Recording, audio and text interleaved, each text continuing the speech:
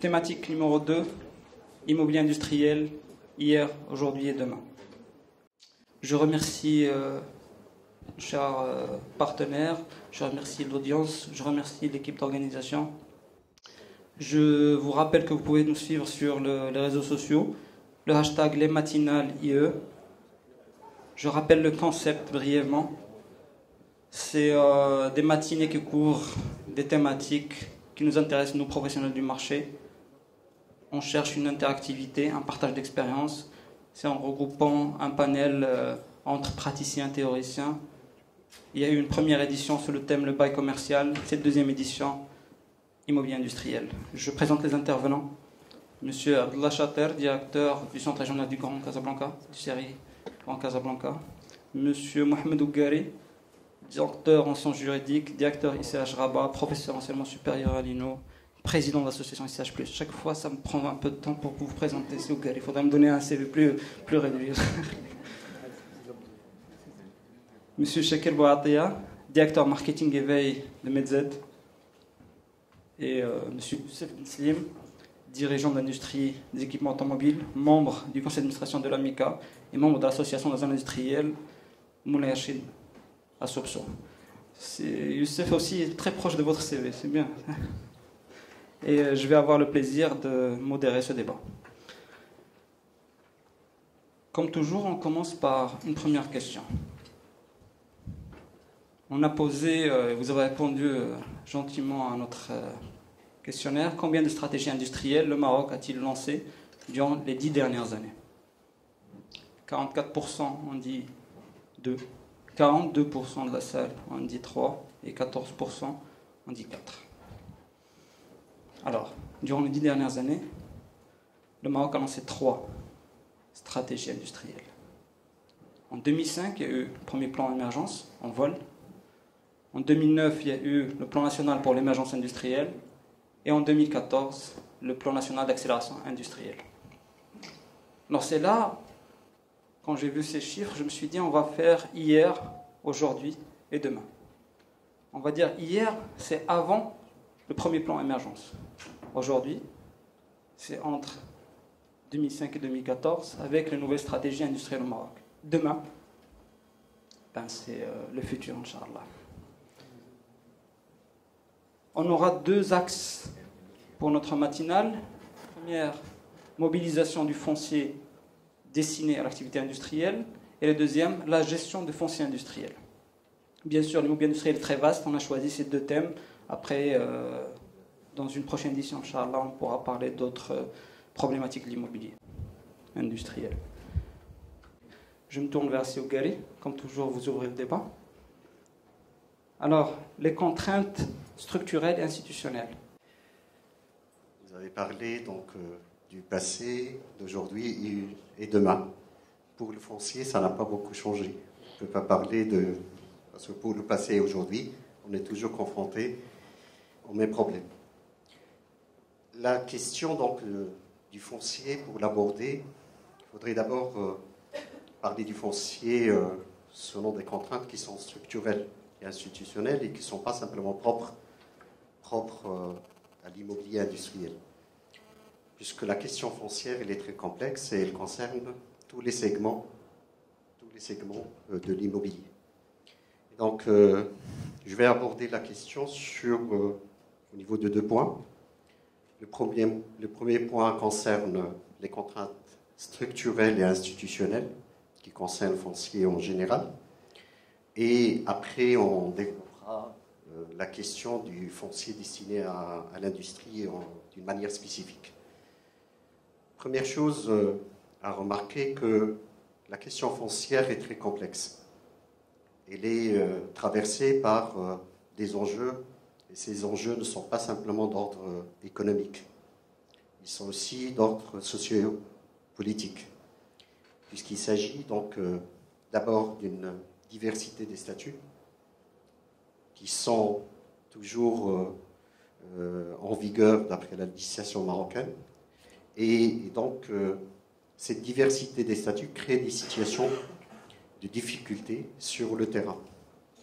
Deuxième chose à remarquer, dans le cadre des spécificités du foncier au Maroc, c'est la question du dualisme que connaît le droit marocain en matière de régime juridique, avec une forme de propriété immatriculée et une autre forme de propriété non immatriculée. Et donc, la diversité, elle est présente et elle a des impacts à la fois au niveau des acquisitions foncières, d'où une complexité auxquelles sont confrontés les acquéreurs, en plus d'un autre problème qui met souvent les opérateurs privés en dehors de toute acquisition, surtout quand il s'agit de statuts où on peut acquérir la propriété que par les pouvoirs publics, donc par les établissements publics, par l'État. Je pense aux collectifs, aux guiches, etc. Et donc des procédures assez complexes, lourdes, pour pouvoir acquérir le foncier. Là, quand on parle donc de l'amiable. Mais cette situation n'est pas simplement en matière de mobilisation, donc des acquisitions, il se pose aussi au niveau des litiges, de la fréquence des litiges fonciers, surtout pour la propriété qui n'est pas immatriculée. Surtout pour la propriété non immatriculée, où il y a un flou concernant à la fois la situation du statut du propriétaire, mais aussi au niveau même matériel, puisque pour la propriété non immatriculée, il n'y a pas de cadastre. Comme vous le savez, le cadastre existant au Maroc, c'est un cadastre juridique. Il est intégré dans le cadre de la procédure d'immatriculation foncière. Et donc, toute la propriété non immatriculée, elle est en dehors du cadastre. Et donc, on n'a pas une situation claire sur le terrain en matière de limite de la propriété, ni de la consistance, etc. Au niveau des autres statuts, même pour l'État, ce qui appartient à l'État, il n'est pas sécurisé, puisque même l'État n'a pas pu jusqu'à aujourd'hui délimiter tout son patrimoine et immatriculer son propre patrimoine. On parle donc d'un vœu qu'on ne cesse de répéter, c'est la généralisation de l'immatriculation foncière. Même l'État n'a pas immatriculé son propre patrimoine. Mais il n'a pas même pas délimité, parce qu'il y a une procédure de délimitation administrative qui peut sécuriser le patrimoine au niveau à la fois du propriétaire, mais aussi au niveau des limites de la propriété et qui peut être une solution à la contestation. Alors hier, jusqu'à hier, si on revient, c'était l'État qui mobilisait son foncier. Oui. Pour répondre à des problématiques industrielles. Oui, pour contourner un petit peu ces problèmes. Pour contourner ces problèmes, l'État est mobilisé son propre foncier dans le cadre, vous puisez dans la réserve foncière de l'État. Mais l'État ne dispose pas d'une grande réserve foncière aujourd'hui. Et quand elle n'existe pas dans l'urbain ou dans le périurbain. Puisque l'État a été, dans les années 60, les années 70, c'était le principal promoteur, lotisseur et promoteur immobilier. Et donc, elle a fait plusieurs opérations. Et on n'a pas renouvelé la réserve foncière publique.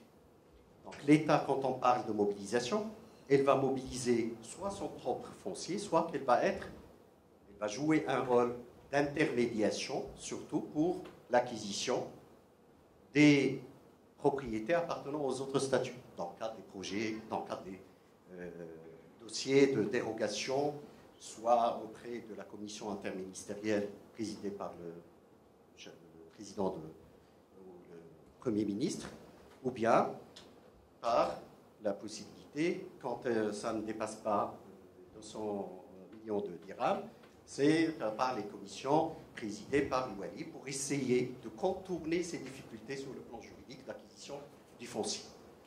Mais ce sont des mesures pour contourner les problèmes, les contraintes. Moi, je parle donc des contraintes vécues par l'opérationnel, qui est l'investisseur. Quand il est face au terrain, quand il ne peut pas passer par ses commissions, et donc il est confronté à une réalité sur le terrain. Cette réalité, elle apparaît à travers des difficultés rencontrées, au niveau des acquisitions, au niveau des litiges fonciers, au niveau aussi du marché foncier. Quand on parle de marché foncier, on crée une situation de pénurie.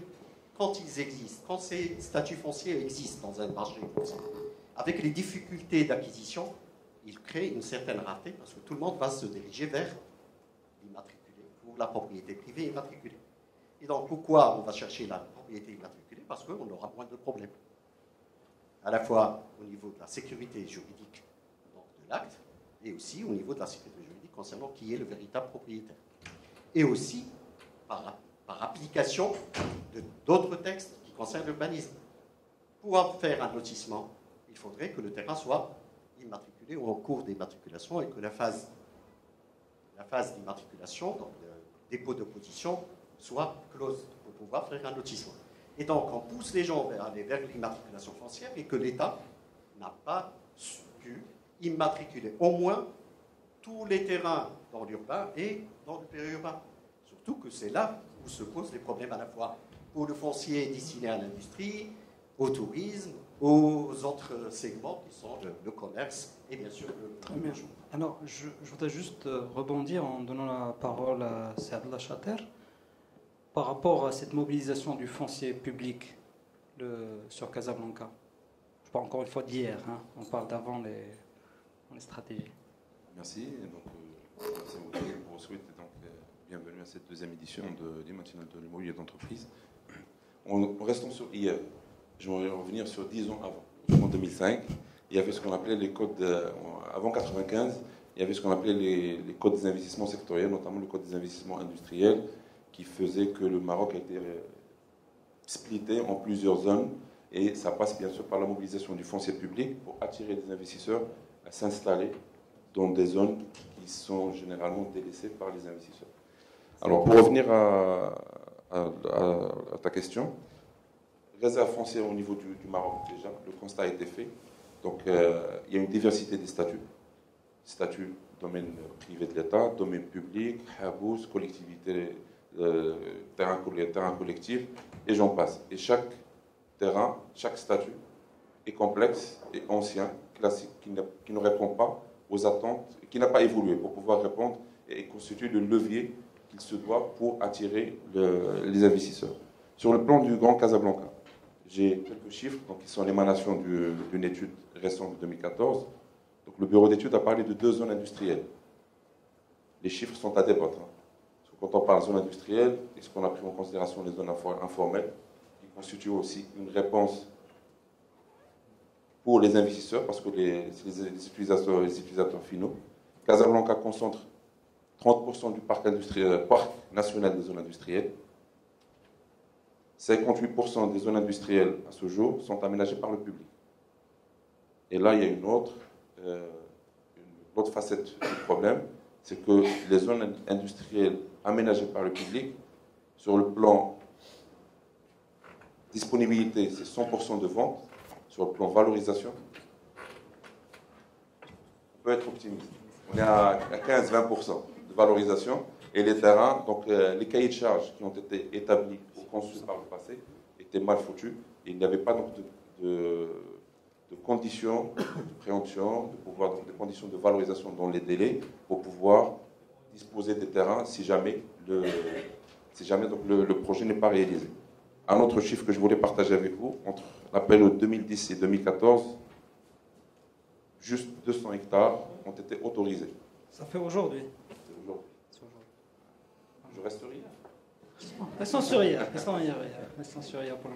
En restant sur hier, je voudrais qu'on parle de la problématique de la préemption. Je voudrais parler aux juristes spécialistes. J'ai tout à l'heure oublié de parler, donc quand j'ai soulevé la question de diversité des statuts, il n'y a pas simplement ça, il y a, puisqu'on parle de diversité des statuts, il y a aussi une multiplicité d'intervenants, même au niveau du public. Chaque statut est sous la tutelle d'un département ministériel. Collectif Guiche, c'est le ministère de l'Intérieur, sous la tutelle du ministère de l'Intérieur. Domaine privé de l'État, c'est l'administration des domaines. Domaine public, c'est le ministère des Travaux publics. Mais quand il s'agit de domaine public municipal, donc c'est les différentes municipalités, etc. Et donc, cette pluralité d'intervenants, elle se fait sans concertation, même pour la gestion du domaine de l'État. Elle se fait sans concertation. Là, c'est que ça concerne les gestionnaires. Mais il y a aussi les utilisateurs. Et dans le cas des utilisateurs, il y a des utilisateurs publics, mais aussi les utilisateurs privés. Et concernant les utilisateurs publics, il s'agit d'interventions sectorialisées. Chaque intervenant, même s'il est sous la tutelle publique, il agit seul. Et parfois, on a une confrontation sur le marché ou sur le terrain entre deux sociétés qui sont sous tutelle de l'État, donc ça s'appelle les OST, qui peuvent réagir face à une situation d'acquisition d'un seul terrain, et donc sans concertation préalable, etc. Troisième question, elle concerne la maîtrise du foncier. Aujourd'hui, au Maroc, est-ce qu'on peut parler d'une politique foncière de l'État? Je vais répondre rapidement. Depuis l'indépendance jusqu'à aujourd'hui, il n'y a pas eu de politique foncière de l'État. Pourquoi? Parce que quand on parle de politique foncière, il doit avoir un objectif. Et l'objectif final d'une politique foncière, c'est la maîtrise du foncier. Pour maîtriser le foncier, il faut disposer des outils pour le faire. Qu'est-ce qu'on a comme outil? Sur le plan juridique, vous avez parlé des instruments. On a simplement pour l'acquisition forcée l'expropriation pour cause d'utilité publique. On n'a pas de politique de réserve foncière, de constitution de réserve foncière. On n'a pas aussi un autre outil qui complète l'expropriation, qui peut être un moyen d'acquisition pour constituer des réserves foncières, mais aussi qui peut être aussi un moyen de contrôle du marché. C'est le droit de priorité qu'on appelle au Maroc le droit de priorité. C'est le droit de préemption d'intérêt public qui existe en France. On a essayé à plusieurs reprises d'instaurer cet outil. Depuis le gouvernement Yousfi I jusqu'à aujourd'hui, on a préparé 4 projets de texte. Alors, comment ça existe en France exactement? Ça existe en France depuis la loi d'orientation foncière en 1968. La même année, on avait un projet de loi 4 qu'on avait fait au Maroc, qui a été préparé dans le cadre d'un grand projet de code de l'urbanisme. Quand on parle du projet de code de l'urbanisme actuel qui est borné depuis sa naissance, il a dormi un certain temps au Parlement, il a été retiré dernièrement par le gouvernement. On avait préparé un autre projet dans fin des années 60, en 68, du temps où l'urbanisme était sous la tutelle du ministère de l'Intérieur, donc le CEF, avait préparé un projet de code qu'on appelait le projet de loi 4. C'est presque la même chose, on avait la planification urbaine d'un côté, mais aussi une panoplie de mesures avec une politique foncière à mettre en place. On a raté le coche fin des années 68, et on est en train de rater le coche aujourd'hui aussi. Mais comment ça s'applique? On répète les mêmes erreurs. Réellement, c'est au ils ont appliqué la loi d'orientation foncière, ils ont intégré ces outils qui existent pour essayer de maîtriser, avoir une maîtrise du foncier, mais au Maroc, on a une autre politique foncière, c'est laisser aller, laisser faire le marché. D'accord. Alors parlons du marché, on va parler avec un utilisateur, on va voir l'avis de Youssef Ben Slim en tant qu'utilisateur. On a parlé des pouvoirs publics, maintenant on parle d'utilisateur. Vous vous êtes installé dans une zone industrielle qui appartenait à l'État? Le terrain, le lotissement, comment c'était au départ l'installation? Bonjour, je remercie Sharif pour ton aimable invitation à cette deuxième édition des matinales. Et je pense quand on traite d'un sujet aussi important et aussi vaste que l'immobilier industriel, il est important effectivement d'avoir le point de vue de l'utilisateur final, du client, en l'occurrence l'industriel, que je vais essayer de représenter aujourd'hui en tant que membre de l'association des industriels de l'industrie automobile, la MICA, et aussi en tant que membre de l'association de la zone industrielle de Montlherchit à Casablanca. La problématique de l'immobilier industriel pour un industriel, au fait, l'industriel considère l'immobilier industriel comme un facteur de production indirect, au même titre que l'énergie, la matière première et la main-d'œuvre. La seule différence, c'est qu'au niveau de l'immobilier industriel, on réfléchit à deux fois avant de prendre la décision, avant de faire toute décision d'entreprendre ou d'investir, parce que tout simplement l'immobilier industriel a un coût très important, notamment au Maroc.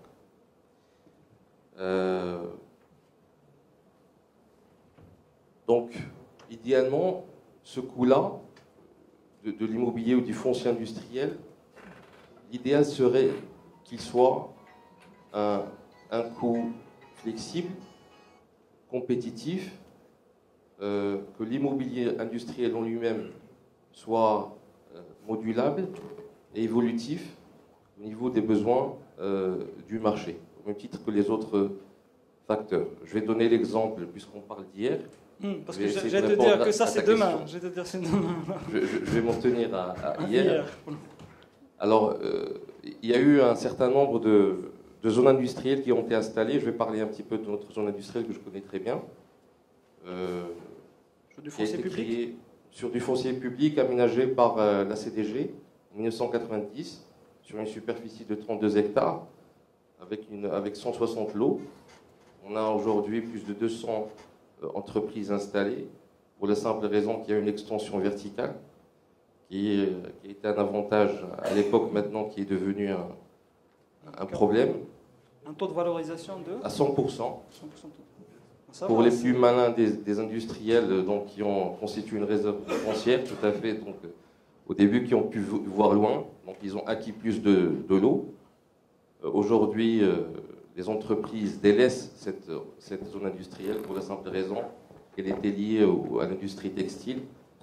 Et comme vous le savez, donc, depuis la crise 2008, l'industrie textile commence à connaître une mauvaise conjoncture. Mais mis à part ça, il y a d'autres industries qui sont installées, notamment l'industrie automobile que je représente, au niveau des filtres, des câbles et de l'industrie caoutchouc plasturgique. Nous avons été très tôt confrontés à la problématique de l'extension. Donc, comme je disais tout à l'heure, c'est un facteur qui est un petit peu difficile à cerner et à maîtriser. Donc, on s'est retrouvé avec des difficultés à suivre un petit peu les marchés. Pour les plus malins qui ont une réserve foncière, donc le problème ne se posait pas. Pour les autres, ils ont dû aller ailleurs. Quand je dis ailleurs, donc sortir carrément de Casablanca, ce qui pose en lui-même un problème, parce que les zones industrielles, que vous le savez au Maroc, il y a une tendance que les bassins d'emploi suivent un petit peu. Donc tout ce qui est main-d'œuvre suit un petit peu là où le travail et les offres d'emploi existent. Maintenant, on se retrouve avec un bassin d'emploi, mais sans emploi. On était à 28 000 emplois. Un seul câbleur qui a quitté la zone, il a emporté avec lui 3 000. Et on parle aujourd'hui de recyclage. Alors pourquoi l'extension verticale a été un problème? Parce que tout simplement, quand on a un bâtiment de 5 étages qui servait pour l'industrie textile à un moment donné, c'est plus d'actualité aujourd'hui. Si on prend un câbleur par exemple, il a besoin de rez-de-chaussée avec donc une surface modulable, ce qui n'est pas le cas. Donc le problème se pose du recyclage de ces unités-là. Je salue justement le travail qui se fait avec le CRI, notamment dans le cadre du comité régional de l'amélioration de l'environnement des affaires, qui a pris à bras le corps cette problématique. On essaie de trouver donc, pour réhabiliter ces zones. Pour revenir à la question. Oui, j'aimerais bien. Je peux me rappeler. Les contraintes structurelles que vous avez vues et que vous avez vécues hier pour l'installation de cette zone. Quelles sont ces contraintes? Les intervenants, est-ce que vous avez acheté en direct du foncier? Est-ce que ça a été loué? Est-ce que c'était acheté? Est-ce qu'il y avait un cahier de charge? Est-ce que ce cahier de charge a été respecté? Est-ce qu'il y a eu un suivi? Non, nous, en tant qu'industriels, parce que j'ai tendance à réfléchir et à m'exprimer en tant qu'industriel, ce qui nous intéresse, c'est rapidement d'installer les équipements, de suivre et de pouvoir un petit peu répondre à nos commandes. Alors, l'offre qui existait, donc c'était des lots sur des terrains domaniaux aménagés par des établissements comme la CDG. Donc on prend des lots avec des voies intérieures, hein, l'éclairage public, et ça s'arrête là. Et donc pour vous donner un chiffre, depuis 1995, la date de la création de l'association, on a signé 3 conventions avec l'État. On vient d'en signer une cette année, d'un montant de 14 millions de dirhams, pour compléter justement cet aménagement. Parce que c'est jamais fini. Et c'est là où se pose le problème. Est-ce que c'est le rôle de l'industriel d'aménager une zone industrielle dans laquelle il s'est installé? Nous considérons que nous sommes des contribuables comme les autres. Nous avons une vocation à créer de la valeur ajoutée, de la richesse, mais on ne peut pas se substituer un petit peu au pouvoir public. D'accord. Ça va être plutôt la partie gestion quand vous avez réussi à faire ça. Alors, nous sommes organisés en tant qu'association de 58, hein, avec les ressources qui sont semblables à toute association, à savoir donc les cotisations des membres, ce qui ne sont pas toujours à jour. On fait toujours appel à des dons, des financements donc, disponibles, notamment ceux des appels à manifestation d'intérêt dans le cadre de la réhabilitation des zones industrielles. Alors nous sommes confrontés à nous débrouiller avec les moyens du bord. Donc on tape un petit peu à toutes les portes. La préfecture, qui est directement donc, concernée, qui fait le relais avec le ministère de l'Industrie. Donc, pour revenir à hier, c'est cette problématique. Nous avons des zones industrielles, mais qui ne sont pas des zones industrielles. Ce sont en fait des lots, hein, qu'il faut toujours aménager pour compléter. Et maintenir. Et maintenir. Pourquoi? Pour garder cette attractivité. Parce que quand on a par exemple un fabricant, un confectionneur au niveau du textile, il a des donneurs d'ordre. Ces donneurs d'ordre, quand ils viennent, maintenant avec la responsabilité sociale d'entreprise, il y a des donneurs d'ordre qui ne peuvent pas, je dirais, allier leur nom à un sous-traitant qui se trouve dans une zone industrielle où, je dirais, les prérequis au niveau de tout ce qui est sécurité, tout ce qui est, parlons de la restauration par exemple collective, avec des employés qui, à l'heure à midi par exemple, sont en train de, à défaut de réfectoire, qu'on retrouve un petit peu dans les rues, en train de prendre leur déjeuner. D'accord. Ça veut dire, si je comprends bien, hier, si je résume, hier, c'était les pouvoirs publics qui prenaient à bras le corps, qui mobilisaient leur foncier public, qui mettaient à disposition des terrains, et après, c'est aux utilisateurs de suivre. Alors, je vais passer peut-être à aujourd'hui. D'accord. Aujourd'hui, depuis 2005, si je peux dire ça. J'ai posé une question tout à l'heure. Combien y a-t-il de P2I au Maroc? 3% on dit 20, 55% on dit 16, 41% on dit 12. Alors, c'est Shakir. Où est-ce qu'il est la vérité, ce chiffre-là? C'est quoi? En fait, on parle de 20, 20, 16 et 12. Alors, c'est quoi le chiffre? En fait, il est supérieur à 20, c'est 22 exactement. En fait, déjà, la salle n'est pas... En fait, parce qu'il n'y a pas un porte-parole du ministère de l'Industrie qui peut fixer ce nom.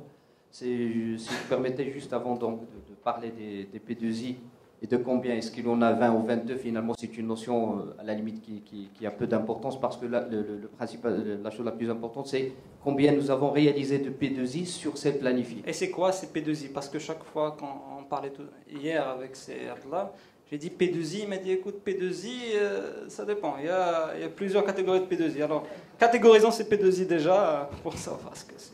Parce que aujourd'hui, c'est ça le trend durant les 10 dernières années. Tout le monde parle de P2I. Alors réellement, c'est... En fait, du moment où on voit toujours au rétroviseur, donc on va parler un petit peu du passé, juste par rapport à l'émergence de la notion des P2I. On peut à la limite tracer le passé avec un point, c'est avant et après émergence. Avant, comme on l'a cité tout à l'heure, c'était des opérateurs publics qui réalisaient des zones industrielles. C'était essentiellement les collectivités locales, la CDG, a fait quelques-unes, notamment par exemple, je cite la zone de Xenaya, première, deuxième tranche, la zone de Bouznika, celle de Moulay Rachid. L'ONDA, c'est un opérateur qui réalisait aussi des zones industrielles, mais c'est un statut particulier parce que c'est du domaine public, donc il n'est pas cessible. Nous sommes toujours sur un régime locatif, mais longue durée. Al-Umran aussi réalisait des zones industrielles. C'est-à-dire jusqu'à hier dans notre calendrier d'hier, il y avait surtout une prédominance de l'acquisition. À part l'ONDA qui avait cette faculté de locative. Voilà. Occupation, c'est même pas du locatif, c'est de l'occupation temporaire. L'agence urbaine de Casablanca, spécialement. Exactement. Voilà. Le ministère de l'Habitat, à travers ses démembrements, Al-Umran, la Ligue, etc. Bien sûr. En fait, c'était des zones industrielles réalisées, portées par les pouvoirs publics. Je prends par exemple le cas des collectivités locales. Il y avait une problématique importante du financement. Généralement, c'était des opérations réalisées dans le cadre des CAS, le compte d'affectation spéciale. Un principe qui consiste à recevoir des avances par les futurs acquéreurs, réaliser des travaux d'aménagement, financer les travaux, recevoir des deuxièmes versements, etc. Et donc, c'était des opérations qui prenaient beaucoup de temps. Et une fois livrées, la collectivité locale, généralement, qui gère un très grand territoire, et donc une zone industrielle sur un territoire qui fait par exemple 3000 hectares, ce n'est pas forcément une priorité. Et donc, c'est des zones qui ont été abandonnées. Il y a eu quelques succès. Par exemple, je cite la zone industrielle d'El Jadida, par exemple, qui aujourd'hui, c'est une zone qui a subi plusieurs opérations de réhabilitation portées par le ministère de l'Intérieur et aujourd'hui qui draine quand même de l'investissement et qui est visible. Mais beaucoup d'opérations ont connu l'échec. D'accord, alors, échec. Les contraintes liées au foncier. Là, il va expliquer le P2I, je vais revenir sur le P2I, ne vous inquiétez pas. En parlant d'échecs, les contraintes liées au foncier. D'accord? Il y a beaucoup de contraintes. On parle toujours de contraintes, de problèmes, etc. Depuis hier jusqu'à aujourd'hui, il y a toujours des problèmes avec ces P2I nouvelle génération. Alors, on n'a pas. Je vais laisser tout à l'heure la parole à Soukari. On va parler de diminution de l'offre foncière, l'acquisition, l'absence de stratégie, la dégradation. Si Youssef en parlait tout à l'heure, la dégradation, ça veut dire la maintenance, etc. Il y a des contraintes. Les P2I. Medz est un des acteurs qui a mis en place, l'État a mis en place pour résoudre cette problématique. Ces P2I qui ont été la solution miracle, qui ont été présentés comme solution miracle, c'est quoi encore une fois? Combien y a-t-il exactement? Comment ils sont divisés sur le territoire? Et c'est quoi?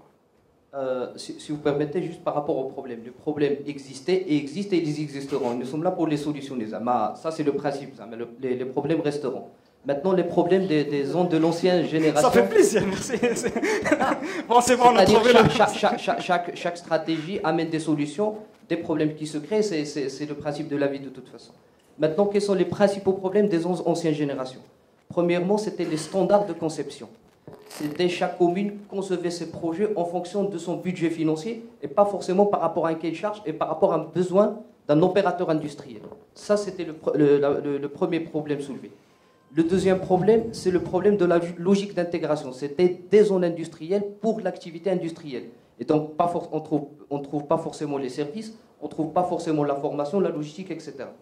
Le troisième problème, et ça pour moi le problème le plus important, c'est la viabilité du modèle, parce que c'était des zones conçues, portées par la collectivité, mais il n'y avait pas un service de gestion. Ça, c'est un peu si on parle du passé. Maintenant, l'apport des P2I. Et l'apport, donc, on parle à partir d'émergence, il y a eu l'émergence d'un certain nombre d'aménageurs-développeurs. Je cite Medz, je cite la Chambre française de commerce, je cite TMSA à travers sa filiale TFZ Tanger-Frison. La logique de création de ces aménageurs-développeurs, c'était d'accompagner l'émergence d'un nouveau tissu et de nouvelles générations de zones industrielles. En nombre, la stratégie avait planifié 22 P2I. En équivalent hectare, c'est 2000 hectares environ, avec deux sortes de P2I. On parle de P2I sectoriels, c'est des P2I axés sur un métier industriel spécifique. Par exemple, autour de l'industrie aéronautique, où il y a déjà un tissu existant sur Casablanca, à proximité de l'aéroport de Noissat. L'idée, c'était de massifier et donc de créer une P2I thématique dédiée à l'industrie aéronautique. On parle de Midpark. D'autres P2I, c'est plutôt des P2I généralistes quand on est situé sur des territoires où on n'a pas vraiment une vocation qui sorte de façon spécifique. Et par rapport à ce que apportaient ces nouveaux aménagements... le foncier public, Le foncier qui a été mobilisé pour CP2, c'est du foncier public? C'est un foncier qui a été, c'est un foncier public effectivement, qui a été dédié à un programme de 22 P2I et ça rentre dans le cadre carrément d'un partenariat public-privé entre les aménageurs développeurs et le gouvernement, essentiellement le ministère de l'Industrie. D'accord, très bien. Alors, je reviens vers Sougari. Micro. Alors, aujourd'hui, ces contraintes, ils existent toujours? Il l'a bien précisé, donc ils existent toujours et ils vont exister aussi dans l'avenir. Moi, je ne vais pas être trop optimiste par rapport à mon collègue, mais d'abord, des contraintes, j'ai parlé tout à l'heure des contraintes d'ordre structurel qui concernent le foncier en général. Là, on est dans un foncier ou dans le cadre d'un foncier spécifique à l'industrie, avec bien sûr un effort énorme de l'État pour mobiliser le foncier et le mettre, dans le cadre d'un partenariat public-privé, au service de l'opérateur qui est l'investisseur. Et donc là, on dépasse les problèmes que j'ai soulevés avant. Parce que ces problèmes sont posés aux opérateurs publics qui vont mobiliser ce foncier, quand j'ai parlé des problèmes structurels. Là, on passe à une autre échelle. C'est le foncier industriel, mobilisé par les pouvoirs publics, aménagé et mis au service de l'investissement. Mais là aussi, il y a des problèmes concernant ce foncier. Quelques problèmes ont été soulevés par Ben Slim. Je vais ajouter d'autres. C'est la journée des problèmes. Voilà. Rencontrés au niveau soit dans le passé, soit jusqu'à aujourd'hui. D'abord, concernant l'offre qui est faite, dans certaines zones qui sont très attractives, on trouve des difficultés à mobiliser du foncier, à avoir du foncier au service de l'investissement. Deuxième problème, c'est que des acquisitions se sont faites, et on a écouté Slim tout à l'heure parler de personnes qui ont acquis un espace énorme par rapport à leurs besoins, c'est par but spéculatif. Et donc, il y a, mais, soit extension, mais le but principal qui était dans les premières opérations, c'était un but spéculatif. Et les pouvoirs publics, il y a là, au niveau d'abord du contrôle, il y a un déficit, au niveau du contrôle, de l'application du cahier de charges, etc. Je parle des premières opérations, en principe. Deuxième chose, c'est que même si on fait ce contrôle et on veut récupérer ce foncier, avec les procédures judiciaires, c'est très difficile de pouvoir arriver à cette fin. Il fallait mettre dans le texte, quand on fait un contrôle, dans le texte lui-même, des moyens qu'on peut appliquer sans passer par le juge. Donc, quelqu'un qui n'a pas respecté le cahier de charge, et donc directement l'administration a le droit de résilier le contrat dans le cadre de la résiliation contractuelle, la résolution du contrat. Et donc, pas passer par le juge pour pouvoir l'expulser, etc. Donc là, c'est un autre problème juridique, je ne parle pas judiciaire. Judiciaire, on est en train de vivre ce problème, pas simplement dans le foncier, dans le commercial et dans d'autres domaines. Un autre problème vécu par les zones industrielles concerne aussi la lourdeur de procédures d'autorisation en matière d'urbanisme. Là, c'est un problème d'investissement qui concerne pas simplement l'industrie, mais ça concerne aussi les autres problèmes. Et tout à l'heure, Slim a parlé de la requalification. Là, on le vit dans le cadre des anciennes zones industrielles qui ne répondent plus aux qualités de service qui doit être mis.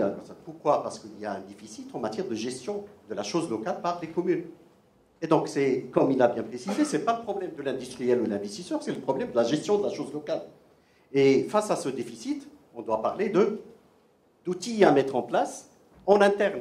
C'est les industriels qui doivent entre guillemets, c'est pour avoir un minimum de services, puisqu'il y a un déficit dans le cadre de la gestion de la chose publique. Et tout à l'heure, on va parler de ces moyens à mettre en place. Alors, peut-être une intervention de ces là sur aujourd'hui. Pour continuer sur le problème. Donc, on a parlé de la rareté du foncier, la spéculation, la prolifération de zones informelles due principalement à l'inadéquation entre l'offre et la demande. Il y a aussi un autre problème, c'est ce qu'on fait de l'urbanisme, on fait de l'urbanisation. L'urbanisme suppose... m'expliquer ce point. Alors, l'urbanisme suppose qu'on a une visibilité, une analyse, un diagnostic actuel pour pouvoir répondre à des questions d'évolution, de développement de l'espace sur le plan et répondre donc avoir un développement équilibré de l'espace pour répondre à toutes les attentes de ce territoire. L'urbanisation, c'est qu'on agit on réagit à des opportunités, foncières beaucoup plus. Et on agit ponctuellement sans pour autant être visionnaire pour pouvoir développer cette stratégie. La preuve c'est qu'on a maintenant des zones d'activité qui sont entourées de résidentiels. Alors maintenant, est-ce qu'on doit éradiquer la partie industrielle ou changer de vocation, développer le résidentiel, alors que la problématique principale, encore une fois, la prolifération des bidonvilles, c'est l'éloignement entre le lieu de travail et le lieu de résidence. Exactement, on en parle là. Alors, vous avez dit qu'il y a 200 hectares. 200 hectares sur Casablanca sur les 10 dernières années. Autre chose par rapport au P2I. P2I, donc, quand on dit plateforme industrielle intégrée, ça couvre pas uniquement l'industrie, il y a aussi donc, le Casachor, c'est une P2I. Labellisé, donc ça rentre dans les 22. Oui, donc, donc là, ça a raison. Au moins, il y a une. On est à... Il faudra me donner le chiffre industriel.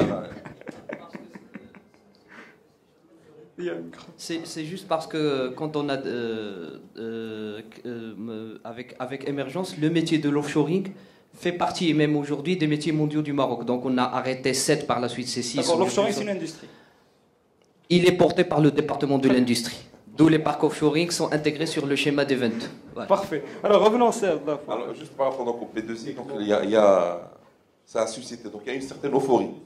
Donc, au lancement de 2009, c'est ça 2009, c'était donc le lancement des P2I. Donc tous les territoires, il y avait une ruée vers le... 2009, 4 ans après le premier plan. Voilà, donc c'était chaque territoire cherchait à avoir le label et avoir une P2I installée, sans pour autant qu'il y ait une analyse des besoins pour pouvoir apporter que la P2I soit une réponse aux besoins identifiés. D'accord. Alors, si Youssef, ces P2I, est-ce que la MICA a travaillé pour demander aujourd'hui qu'il y ait des P2I sur Casablanca? 58% du tissu économique industriel sur Casablanca. Vous avez parlé d'un grand industriel qui est sorti de Casablanca. Est-ce qu'il y a eu une réflexion pour demander sortie de la zone?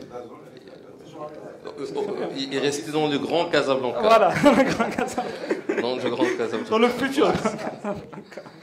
Oui. Au fait, comme a dit Sichakir tout à l'heure, au niveau le PNEI en 2009, il est venu pour installer les métiers mondiaux. Hein, l'automobile fait partie de ces métiers mondiaux, et donc quand on parle d'automobile, en tant qu'industrie, elle est assez spéciale, elle a des besoins spécifiques. Nous avons des clients comme clients des constructeurs. Ces constructeurs, quand ils lancent un modèle, c'est 3 ans de travail à l'avance. De bon de commande. Déjà pour identifier les fournisseurs. Donc c'est un travail déjà d'anticipation donc des besoins. Il s'est avéré qu'avec Tanger, Automotive City et TFZ, ça a permis l'installation de multinationales.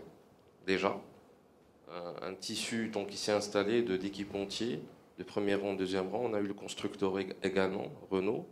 Et donc ça a permis un petit peu d'installer, je dirais, la première couche. Bon, des P2I comme TFZ, comme Tanger Automotive City répondent à ce premier besoin. Mais aujourd'hui, on a le plan d'accélération industrielle qui est venu pour justement accélérer le process. Parce que si on attendait que le process se fasse de façon naturelle, ça aurait pris, je dirais, plus de temps.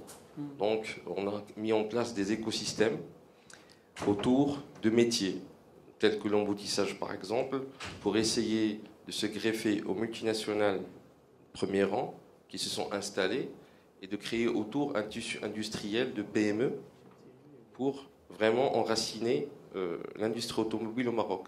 Comme ça, si la multinationale demain choisit le Sénégal, qui a un plan d'émergence actuellement, d'émergence industrielle dans le futur, on aura au moins un transfert de technologie et de compétences au niveau du Maroc.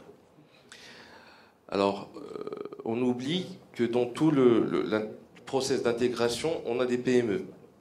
Et c'est là, si on se réfère aux statistiques, Les PME, c'est vraiment les créateurs de richesse au niveau du Maroc. Ils constituent 95% du tissu des entreprises. Et est-ce que les P2I répondent aux besoins des PME? Actuellement, non. Les PME, elles ont des besoins, des contraintes de taille. Donc, la Chambre de commerce française, elle a pu répondre à ce besoin-là à travers justement le foncier locatif. Et quand on fait un tour là-bas, on trouve des équipementiers de petite taille. Je citerai un équipementier allemand qui est maintenant à sa 3e unité, de 600 mètres, et qui est en train de fournir Tanger. Mais pourquoi ça a bien marché? C'est parce qu'il y a du foncier, du petit foncier? Parce que l'équipementier allemand, je vais prendre cet exemple-là, quand lui, il a un marché avec un sous-traitant, avec un équipementier de premier rang de Renault, par exemple, ou bien de Volkswagen en France ou Peugeot en Espagne, lui, ce qui l'intéresse, c'est de signer le bon de commande et de commencer immédiatement. Donc, il va transférer les machines. Au niveau de la main-d'œuvre, elle est là. Elle est qualifiée. Donc, nous avons des instituts de formation pour ça. Nous en avons 4 actuellement. Alors, lui, il ne va pas se casser la tête à aller chercher, aller chez les séries, aller la multitude d'intervenants que vous avez cités tout à l'heure, à faire le tour et perdre une année pour trouver un terrain, un local qui puisse répondre à ses besoins. Donc lui, il a des contraintes de coûts. L'industrie automobile est très exigeante en termes de coûts, vraiment très exigeante. Il y a des marges minimes. Donc le challenge aujourd'hui réside à intégrer toute la filière et à proposer des solutions et des offres en termes d'immobilier industriel qui puissent répondre à cette problématique-là. Donc on parle de compétitivité tout simplement. D'accord. En parlant de compétitivité, je vais passer rapidement à la partie gestion du foncier, parce qu'on en parlait tout à l'heure, les lotissements industriels sont là, l'éclairage est là, après il faut investir, etc. La gestion, alors on a posé une question, quels sont les modes de gestion? Une société de gestion, un GIE, copropriété, association. Vous êtes, vous êtes constitué en association, c'est ça? Alors, si Ougari, comment on peut gérer ce lotissement industriel rapidement? Est-ce que tous les modes de gestion sont applicables déjà? Non, ils sont pas tous. Ils sont applicables, mais il y a des avantages et des inconvénients concernant chaque mode de gestion. Je vais laisser Sim nous parler de l'association. Je vais simplement soulever un problème concernant l'association. L'association, c'est une bonne chose, mais il y a un inconvénient de taille. Parce que le succès d'une opération, dans le cadre de la gestion de la zone, c'est que dans cette structure, il faut qu'elle soit représentative de tout le monde, l'ensemble des unités installées dans la zone. Le problème, c'est que, au niveau des statuts de l'association, tout à l'heure, Sim m'a parlé du DAIR de 58. On est dans le cadre de l'association où le principe, c'est la liberté d'adhésion et la liberté aussi de ne pas adhérer. Et donc, on ne peut pas obliger quelqu'un à adhérer à une association. Ceci, on le retrouve aussi dans le cadre de la gestion des centres commerciaux, par exemple, en France. Les gestionnaires des centres commerciaux ont constitué une association avec, dans le cadre du cahier de charge, ils ont imposé aux investisseurs d'adhérer à l'association. La Cour de cassation en France a annulé cette disposition dans le cadre du cahier de charge. Parce qu'elle est contraire à l'esprit de l'association. Donc là, c'est un problème de taille qui se pose et qui se posera au niveau des associations dans le cadre de la continuité et de la pérennité de cet outil. La même chose pour le GIE, groupement d'intérêt économique, qui est utilisé dans le domaine commercial, mais rien ne l'empêche, puisque le texte parle donc de l'usage qui peut être dans un domaine civil ou commercial. Donc là, on peut l'utiliser comme un moyen de gestion. Ça a été utilisé dans d'autres pays, mais c'est la même difficulté. On ne peut pas l'imposer et on ne peut pas continuer dans le cadre de cette adhésion, et la pérennisation reste un point qui reste posé. Sur le tableau, vous avez... on parle de copropriété des immeubles bâtis. Est-ce qu'on peut faire de La la copropriété sur la lotissement? copropriété, elle a des avantages. Surtout quand tout le monde est copropriétaire. Quand on a dans le cadre d'une zone où tout le monde est propriétaire. Il n'est pas simplement locataire. Et donc, quand tout le monde est copropriétaire, on peut passer par la copropriété. Puisque la copropriété des immeubles bâtis, les locaux peuvent être destinés à l'habitation, à l'industrie et aussi au niveau commercial aussi. Elle a des avantages, puisqu'elle peut sécuriser et responsabiliser tout le monde. Parce que les copropriétaires, une fois le syndicat est formé, tout le monde est obligé de rester dans la copropriété. On n'est pas dans l'association. Il y a des obligations de participer, contribuer aux frais, etc. Mais le problème, c'est qu'il s'agit donc d'une copropriété horizontale et non pas verticale. Et dans le cadre de cette copropriété horizontale, d'après la loi 1800 qui organise la copropriété, elle ne peut se faire, puisqu'on parle de copropriété des immeubles bâtis. Quand on fait le lotissement, on va vendre des lots. Et donc on va attendre que ces lots soient construits pour pouvoir rassembler tout le monde dans le cadre d'une copropriété. Voilà le premier problème de gestion. Deuxième problème qui est posé, dans le cadre de la loi 1800, et j'espère qu'on va parler de la réforme tout de suite après, le problème c'est que dans le cadre de la copropriété, tout le terrain doit être partie commune. L'article 4 parle du sol, qui est partie commune. Dans les zones industrielles, chaque lot fait partie d'une propriété individuelle. Et donc, on ne peut pas appliquer, d'après la loi 1800, on ne peut pas l'appliquer dans les zones industrielles. D'accord, Mais je vais m'arrêter au deuxième problème. Je vais le lier à l'avenir. L'avenir, on va en parler. L'avenir pour moi maintenant, c'est que CUCF parle de l'association. L'association que la SOPSO vous avez mis en place. Comment vous avez fédéré les gens? Est-ce que les gens sont fédérés? Tous les membres, tous les utilisateurs sont là, à 100%. Quels sont les revenus? Et comment vous arrivez à essayer de gérer cette zone industrielle? L'association, elle a été créée 5 ans après l'aménagement de la zone, tout simplement parce qu'il y avait beaucoup de problèmes. Et les autorités publiques, donc les collectivités locales, avaient besoin d'un interlocuteur. Donc au début, il y avait... je vous donne le topo, le cru tel qu'il était. Quand il pleut, il y a des inondations, il y a de la boue.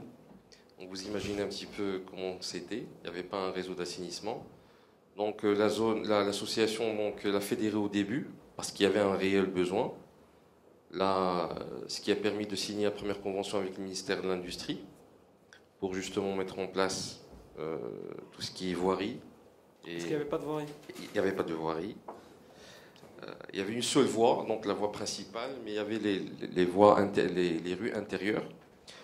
Donc tout ce qui est trottoir, éclairage public, réseau, séparation et tout ça.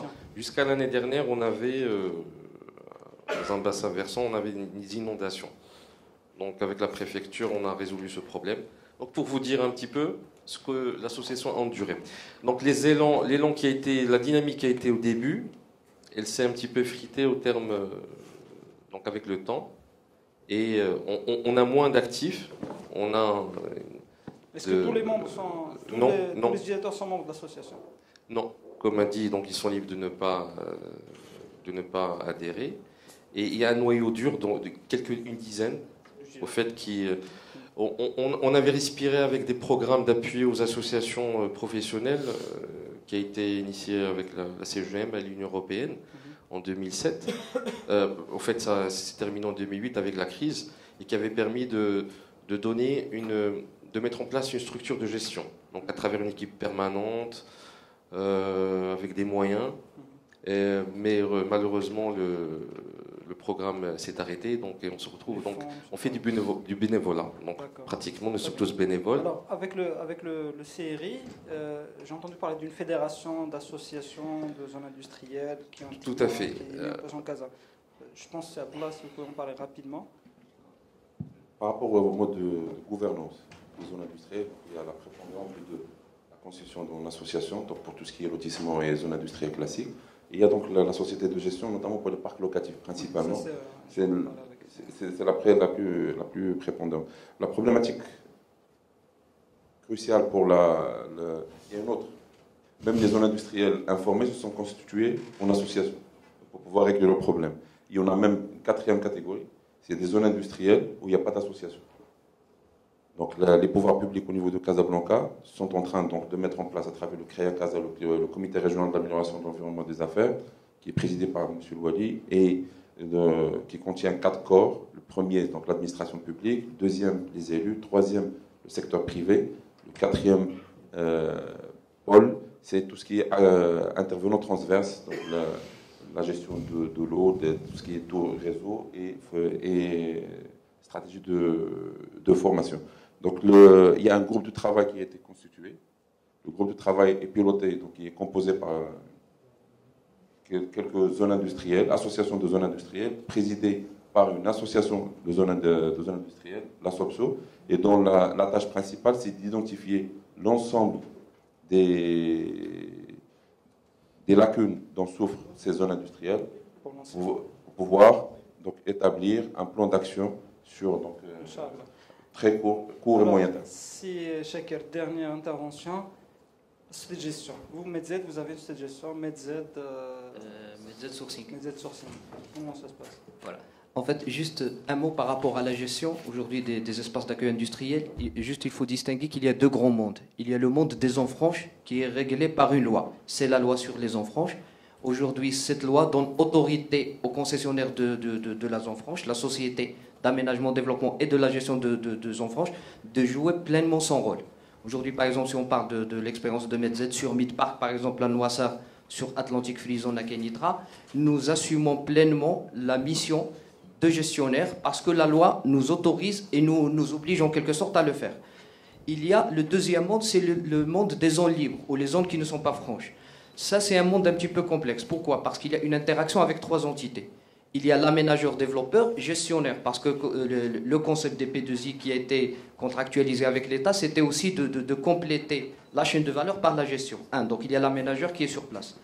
Le deuxième intervenant, c'est la collectivité territoriale forcément, parce que quand on réalise une zone industrielle libre, toute l'infrastructure publique est cédée à la collectivité. La voirie devient communale, l'éclairage public devrait être... Même si elle est clôturée. Mais le principe des clôtures, tout ce qui se passe sur un territoire qui n'est pas en franche relève officiellement et légalement de la collectivité territoriale. La voirie, l'éclairage public et les réseaux appartiennent aux concessionnaires de réseaux, la LIDEC, la vois Régie, que etc. Sougaret dit non. Alors si c'est clôturé, qu'est-ce qui va se passer?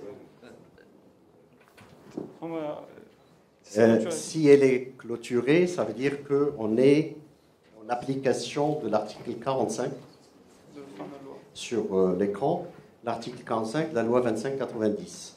Si elle est clôturée, les voiries ne sont pas... Soit clôturée ou non. Donc clôturée, ce n'est pas... Donc, le texte parle donc, de zones où on a des parties qui restent la propriété des propriétaires des lots. Donc c'est des parties communes qui sont, ça peut être la voirie, les espaces verts, etc. Et donc là, on doit appliquer les dispositions de l'article 45 qui parlent de la Constitution. D'abord, de mettre en place un règlement de copropriété. Et là, je parle de règlement de copropriété, pas celui de la loi 1800. C'est un règlement très léger qu'on prépare et qui est déposé au moment de la création de lotissement parmi les pièces exigées dans le cadre pour pouvoir avoir l'autorisation de lotissement. D'accord, on peut faire qui est déposé à la commune, etc. Et donc, c'est un document à la fois léger et qui parle généralement des obligations, des droits et des obligations, donc des co-indivisaires. On ne va pas parler de copropriétaire parce qu'il n'y a pas de copropriété telle que les définie par la loi 1800. Je suis désolé si je vous coupe. Je suis parfaitement d'accord. Donc il y a 2 schémas. Soit tout ce qui est équipement public est cédé à la collectivité et c'est la commune, soit il reste en copropriété. Mais généralement, c'est des infrastructures qu'on cède. Le troisième intervenant, donc j'ai dit l'aménageur, la collectivité territoriale. Le troisième, c'est l'industriel lui-même. Aujourd'hui, pour parler du schéma de Medz, dans les zones franches, c'est Medz Sourcing, filiale à 100% de Medz, qui gère et nous assumons à 100%. Sur le deuxième schéma des zones libres, contractuellement, quand on contractualise avec les industriels, on signale automatiquement que l'implantation dans la zone industrielle, on adhère à la future association. Et Medz Sourcing fait interface par rapport à l'association. C'est-à-dire le schéma aujourd'hui retenu chez Medz, les industriels s'organisent en association, avec des cotisations à l'association, même Medz, en tant qu'acquéreur des lots vacants, cotise, et cette association définit en quelque sorte, dans le cadre d'un mandat de gestion, mandat à Medz Sourcing, la gestion de la zone industrielle. Très bien, merci. Très bien. Alors, demain, ben, je pense on va laisser la parole à l'audience. Il y a beaucoup de choses à dire demain, mais demain, c'est qu'on a un timing qui est précis. J'ai déjà dépassé d'1 minute. Il ne faudrait pas qu'on me reproche ça. Alors, questions-réponses. J'ouvre le débat. Première série de questions. Je pense que la problématique du foncier, elle existe toujours depuis des années, mais l'avenir n'est pas certain. Pourquoi? Je voudrais poser tout simplement une question. S'il n'y a pas la volonté politique, on ne peut pas avancer. Parce que quand on peut, là quand on veut, on peut. Je voudrais donner un exemple du secteur de l'automobile. Quand on veut résoudre un problème, on le résout, parce qu'il y a la politique, etc. Je prends le cas de Renault. Vous le savez, Renault s'est installé dans la région de Tanger. Comment il s'appelle? Donc vous le savez, ce n'est pas un quartier industriel. Et la question, Là, la question, c'est que la volonté politique, tout simplement. D'accord. Est-ce qu'il y a une volonté politique? Non, je voudrais passer au niveau de Renault et au niveau même de Yazaki. Yazaki, il n'a pas pu trouver un terrain industriel. Mais l'État a intervenu, et le terrain, il existe, un terrain qui n'est pas domané, il est privé. Et en fin de compte, il y a eu une dérogation, etc. Je reviens à la PME. Dernière question. PME, il faut qu'on... Si demain, une PME achète un terrain du privé, on ne demande pas de dérogation. Je reviens au Centre régional d'investissement. Il faut qu'il y ait une volonté. Et c'est la volonté politique qui va dominer. Sinon, on a... On entend beaucoup de volonté politique. Madame Zalani, c'est moi. Bonjour. En fait, moi, je voudrais faire un témoignage et après poser une question. Moi, ça fait 30 ans, j'ai dessiné le plan d'aménagement de Casablanca avec l'équipe Pinceau. Et donc, nous réfléchissions de la manière suivante. On disait, oui, alors on crée une zone d'habitat, on met un peu de commerce, on met un peu d'habitat, on met quelques équipements, quelques écoles, etc.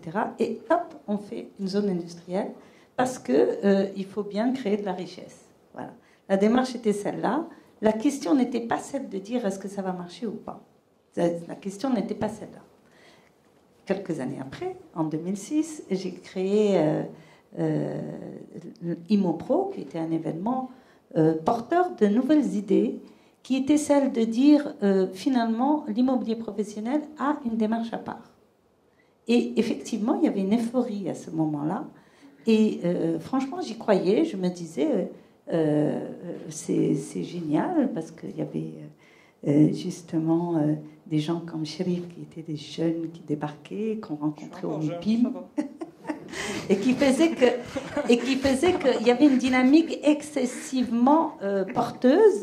Le MIPIM réunissait des personnalités qui faisaient que bon, il y avait quand même quelque chose d'assez rapide dans la démarche et puis dans le fonctionnement. Et aujourd'hui, merci de m'avoir invité parce que ça me donne en fait la température de ce qui... Pour poser la question. Pour poser la question. En fait, j'ai 2 questions à poser. Une qui est destinée au CRI, parce que c'est la première fois que j'entends que l'urbanisme va résoudre quelque chose, c'est-à-dire cette notion de réfléchir la ville entière de façon à se dire si réellement c'est la vocation de Casablanca aujourd'hui, parce que c'est vraiment une vraie question. Est-ce que Casablanca aujourd'hui peut être porteuse de l'industrie alors que la décision sur le plan d'aménagement du territoire est bien celle de mettre l'industrie à Tanger? Si on est d'accord, bien sûr. La deuxième question, c'est comment les industriels, et je ne crois pas que ce soit le pouvoir public qui puisse avoir cette portée, comment les industriels et à quel point sont-ils prêts à changer d'attitude pour arrêter d'être eux-mêmes des spéculateurs par rapport à leur territoire et pouvoir démarrer une ouverture sur un fonctionnement réellement... alors, je ne sais pas, peut-être que c'est monsieur... Je ne sais pas à qui je peux adresser cette question, mais voilà, comment eux-mêmes ne soient pas dans une situation d'être des spéculateurs eux-mêmes. pour leur démarche. Parfait. Alors on parle de politique publique, on parle de est-ce que Casablanca vraiment doit rester le hub industriel du Maroc ou pas? Est-ce que c'est toujours le cas? Allez-y. Donc, je disais par rapport à la volonté politique, je parlerai sur la partie Casablanca. Casablanca donc, s'est engagé donc, sur un programme, le plan de développement du Grand Casablanca 2015-2020. Vous savez, donc, comme vous le suivez, donc, c'est un plan qui est ambitieux et qui veut hisser Casablanca au rang des métropoles internationales sur tous les plans, plan cadre de vie, plan mobilité, plan excellence économique et plan divertissement. Et branding de Casablanca, avec des objectifs qui sont très, très clairs et même des projets identifiés avec la levée de fonds nécessaire pour la réalisation de ces projets. Sur la partie gestion de l'immobilier industriel, donc les dérogations elles-mêmes, c'était une réponse ponctuelle et exceptionnelle. Qui a duré dans tout le Maroc, qui continue à perdurer dans d'autres. Casablanca maintenant, donc il y a le schéma directeur d'aménagement urbain qui s'est décliné en un certain nombre de plans d'aménagement qui donnent de la visibilité et des droits de constructibilité sur des. Donc il fallait bien sûr faire le choix entre continuer à faire de l'urbanisation ou à faire de l'urbanisme, pour répondre à la question de Mme Zerhouni. Donc pour rapport à Casablanca, c'est la locomotive par excellence de l'économie marocaine. Mais est-ce que la locomotive, c'est l'industrie? Casablanca concentre actuellement 30% ou 33% des unités industrielles du Maroc. Casablanca continue à encore un rôle important. Casablanca a encore un rôle important à jouer sur le plan industriel et l'émergence de la plateforme industrielle marocaine sur tous les secteurs. Un certain nombre de secteurs plutôt. L'automobile, même s'il y a une complémentarité entre les autres sites, parce que je suis payé pour défendre Casablanca, donc, et Casablanca. Donc il y a l'aéronautique, donc Casablanca c'est la plateforme par excellence. Il y a d'autres secteurs qui naissent et qui sont en train de faire l'objet du secteur de la chimie parachimie, le secteur pharmaceutique. Casablanca concentre à elle toute seule plus de 80% des unités industrielles dans le secteur, avec un potentiel énorme vers l'export. D'accord. Alors, Youssef, Casablanca toujours l'industrie? Juste par rapport à... Non, parce que je veux répondre aussi à d'autres questions. Je suis désolé. Youssef, Casablanca, c'est toujours l'industrie?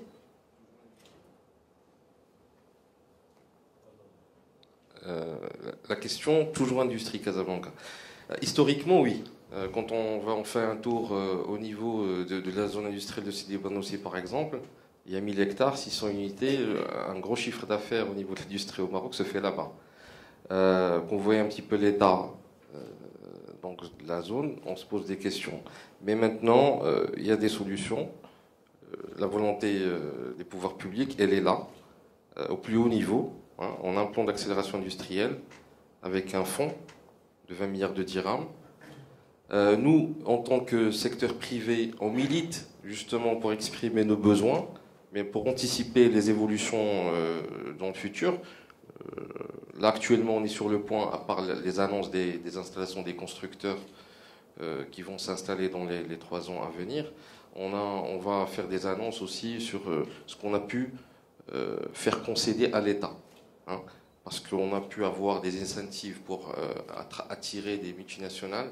Maintenant, on est en train de militer aussi pour les industriels marocains, hein, pour avoir les mêmes, je dirais, privilèges en termes, quand on parle de zone offshore. Sur Casablanca, il s'installe où? Nous sommes en train de travailler sérieusement avec les autorités locales. Politiques. Parce que Casablanca, maintenant avec la Casablanca Finance City, on a beaucoup de groupes qui s'installent. Et le premier choix, je dirais, il se pose sur Casablanca. Avant d'aller à Tanger. Tanger, c'est un petit peu spécifique par rapport à l'automobile, parce qu'il y a le constructeur là-bas. Maintenant, il y a des choses qui vont s'installer. On travaille sur 2 axes. La réhabilitation des zones industrielles actuelles, pour pouvoir les recycler. Les zones industrielles comme Sidi Bou Amna, Moulachid, Mohammedia et autres. On est en train de travailler sur de nouvelles zones qui seront aux normes, hein, pour qu'on ne répète pas les mêmes... Des P2I. aussi. Je ne sais pas comment on va les appeler, mais au moins ça va répondre aux besoins. Je veux juste laisser à chacun une question. Il y a beaucoup de gens qui reprochent ça à Medz parce que Casablanca, hub économique, il y a une seule P2I. Les plus grosses P2I de Medz sont partout dans le royaume. Casablanca, c'est le petit parent faible. En fait, il y a deux éléments importants. D'ailleurs, nous sommes déjà présents sur Casablanca à travers une P2I thématique, qui est la P2I de Noissel. Donc aujourd'hui, nous avons une zone collée à l'aéroport Mohamed V. Qui est dédiée. Dédiée, mais c'est déjà le fait qu'on n'est pas tout à fait absent. On a un deuxième projet qui n'est pas très loin de Casablanca, c'est à 100 km au sud. Et dans le nouveau découpage, c'est à Jof Lasfar. Et dans le nouveau découpage, ça sera aussi dans le Grand Casablanca. C'est-à-dire on n'est pas tout à fait éloigné. Ça va faire plaisir à Abdallah parce qu'il faut lui le Grand Casablanca maintenant. Ça, c'est... D'accord, alors... Juste une deuxième précision. Il y a une mission aussi de Medz, c'est une sorte de mission d'équité territoriale. Quand on a fait l'intervention sur tout le Maroc, sur le schéma des 22 P2I, il a fallu aussi décongestionner Casablanca et doter chaque territoire de zones industrielles équipées aux standards internationaux. Avant, il n'y avait rien à l'oriental. Aujourd'hui, l'oriental est fier parce qu'on a 3 zones à Berkane, Nador et à Oujda. Nous sommes présents à Boujdo, nous sommes présents à Meknes, nous sommes présents à Kinitra. Nous sommes présents à Agadir. Il y a la question qui tue, le taux de viabilisation, taux de valorisation de ces zones sur Oujda, sur... Là, paradoxalement, à ce que les gens pensent, aujourd'hui, nous sommes globalement sur l'offre mise en place sur le marché, nous sommes à peu près à quelque chose de l'ordre de 53-54% placés. En termes de taux de valorisation, c'est pratiquement la moitié qui est valorisée. Et ça, les gens ne se rendent pas compte, peut-être parce que c'est des gens qui sont jeunes, qui sont récemment livrés. Mais je cite par exemple l'exemple de Kenitra. Nous avons communiqué officiellement sur le lancement de l'extension de la composante zone franche à partir de 2016. Nous avons 10 400 emplois déjà créés avec pratiquement 40 hectares construits sur Kenitra. Ça, les gens ne le savent pas forcément parce que peut-être on communique pas assez... au public, etc. Le fait d'être sur la région, ça marche très bien. Ouais. Deuxième série de questions. Bonjour. En fait, j'ai 2 questions. La première, c'est par rapport au statut de développeur aménageur. Est-ce que ce statut va voir le jour incessamment? Et il y a aussi le problème de la spéculation. Est-ce que Medz a trouvé la solution dans son modèle au problème de la spéculation? Si vous pouvez, je peux ajouter une 3e question par rapport au guichet unique. Parce que vous êtes bref, c'est bien, je laisse. D'accord. Le problème du guichet unique, l'accompagnement pour l'obtention d'autorisation de construire. D'accord. Une autre question, s'il y en a, avant de donner la réponse. Vas-y, c'est Chakir, pardon. Donc, si vous permettez, je commence par la dernière question qui est le guichet unique. Maintenant, je fais toujours cette comparaison zone en franche. Sur les zones franches, c'est Medz à travers ses filiales, il est guichet unique. Donc Medz autorise, Medz réceptionne et Medz valide.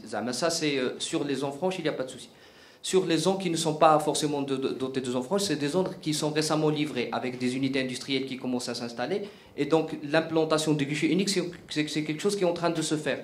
Nous l'avons déjà à Oujda, avec déjà des personnes déjà désignées, et nous sommes en train de le mettre en place partout. Et donc le guichet unique, ça fait partie du concept que nous avons commercialisé aux industriels, ça fait partie des éléments contractuels avec l'investisseur.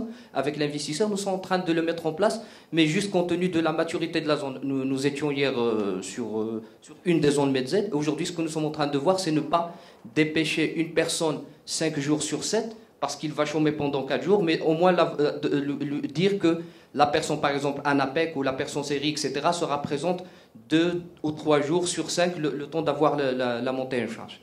La deuxième question, sur la spéculation. Aujourd'hui, il y a un élément fondamental et qui est contractuel avec les investisseurs, c'est ce qu'on appelle les clauses de valorisation. De toute façon, c'est des clauses, ce n'est pas Medz qui les a inventées, c'est quelque chose qui nous est imposé par le département de l'industrie. Nous donnons un échéancier à l'investisseur, après contractualisation pour étudier son projet, déposer l'autorisation de construire, lancer les travaux et les réceptionner. Aujourd'hui, un industriel qui ne respecte pas les clauses de valorisation, il a toujours une prénotation sur son titre foncier et à la limite, il ne peut pas aller spéculer. Ça, c'est un dispositif. Un deuxième dispositif que je peux dire qui est préventif, c'est que même la commercialisation des zones industrielles se fait dans le cadre de commissions où nous essayons le maximum de tamiser les demandes pour au moins éviter, avec un gros maillage, les gros spéculateurs qui sont à la limite visibles. Le troisième volet de la question, c'est par rapport au statut de l'aménageur-développeur. Moi, je voulais juste les laisser, si on parle d'action future, pour moi, une action urgente pour le futur, c'est de réguler le métier d'aménagement, développement, à la limite, pas uniquement l'aménageur, mais l'aménagement de développement de zones industrielles hors zone franche par un texte de loi. Ça, c'est quelque chose qui s'impose aujourd'hui. Nous sommes en train de voir déjà un contraste entre ce qui se passe dans une zone franche où les choses sont vraiment claires et les responsabilités sont délimitées. Paradoxalement, dans les zones libres, ce n'est pas forcément le cas aujourd'hui. Et c'est parmi les requêtes que nous sommes en train de monter à chaque fois. Nous travaillons, pour vous rassurer, sur un projet de texte de loi. Maintenant, les délais, ça prendra ce que ça prendra en fonction des priorités et des implications, parce que ce n'est pas quelque chose qui peut être porté par un seul département. L'affaire du foncier industriel, c'est quelque chose qui concerne le département de l'industrie, la conservation foncière, les domaines privés de l'État. Donc il y a une panoplie d'intervenants, mais il y a une volonté de faire sortir ce texte de loi. Merci. Dernière, je donne 20-30 secondes chacun. Et demain, la dernière... vous avez parlé de ce que vous voulez pour demain. Si Youssef. Demain, il faut consolider déjà ce qui existe. Comme je disais tout à l'heure, à travers la réhabilitation de ce qui existe, des zones industrielles existantes, pour sauvegarder les emplois à Casablanca.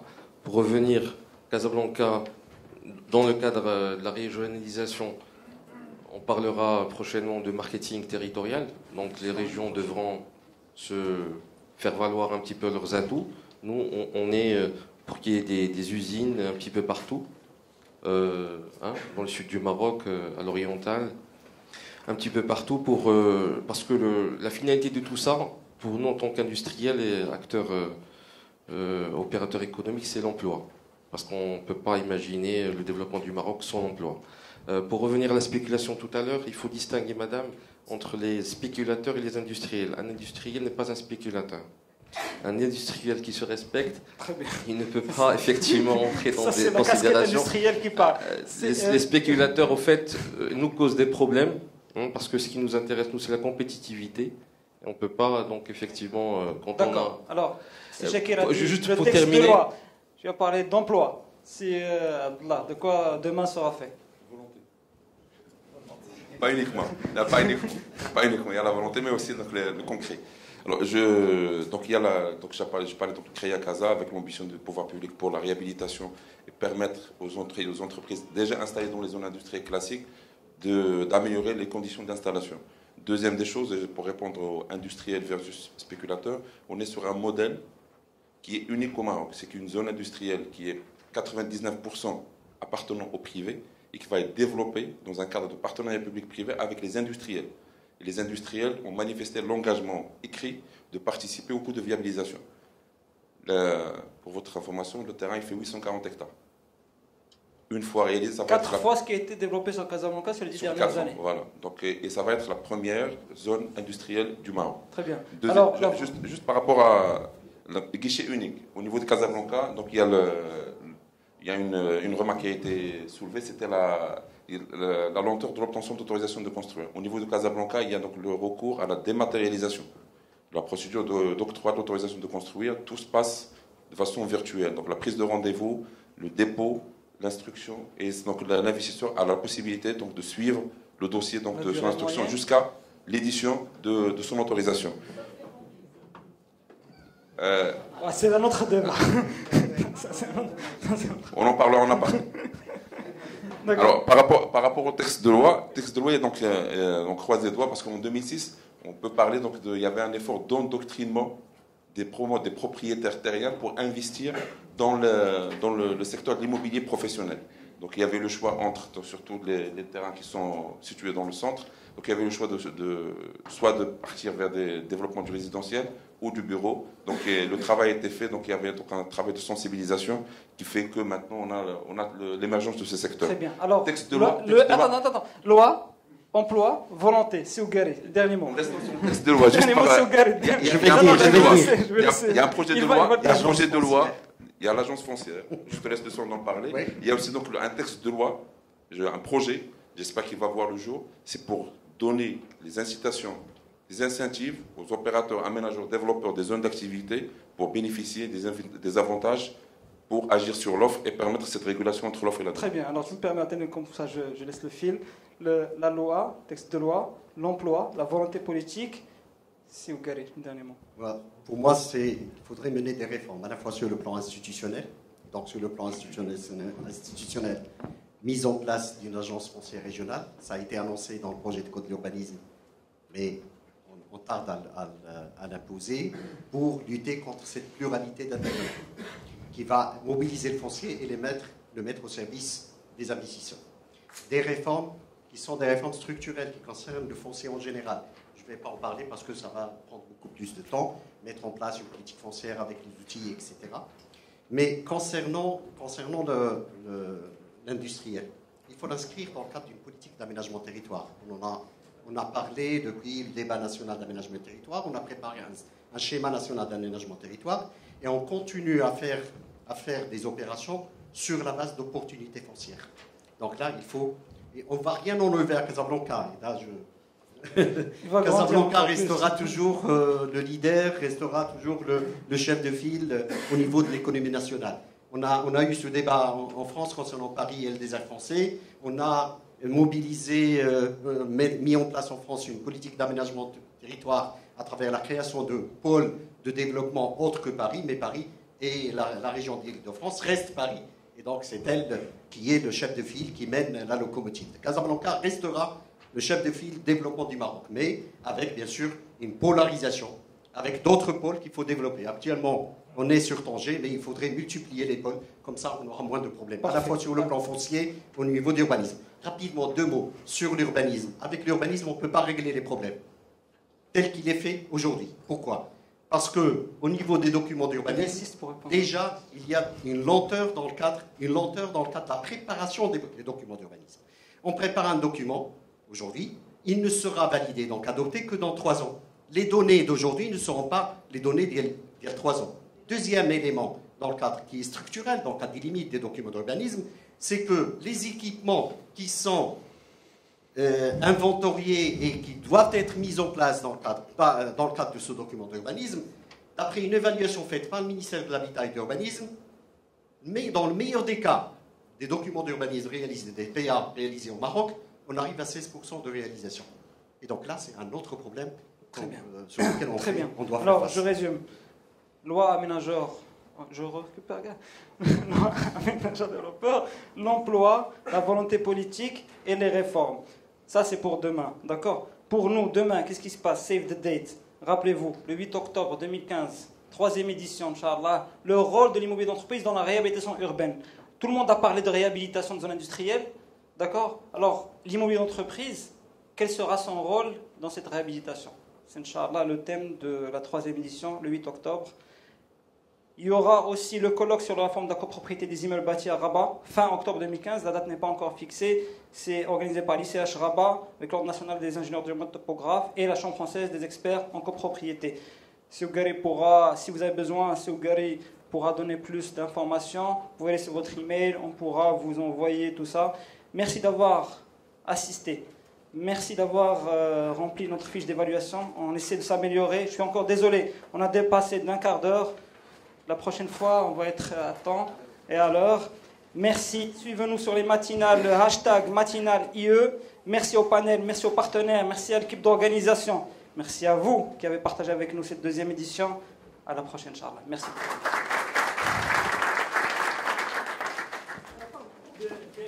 Je voudrais féliciter l'AMAI qui sont nos partenaires.